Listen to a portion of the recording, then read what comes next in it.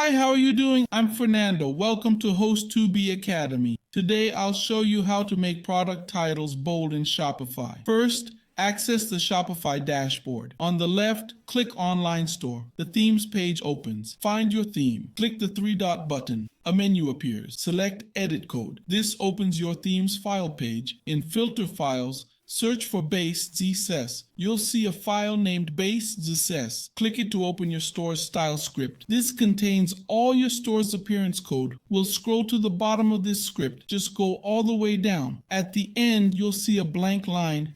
Skip 2 lines. Next, we'll visit the host2b.net website. The link's in the description with the code we'll use. Just click the button to copy the code. Once clicked, the code will be copied. Back in Shopify, paste the code in the blank line. After pasting, click the Save button on the top right. After clicking, changes are saved successfully.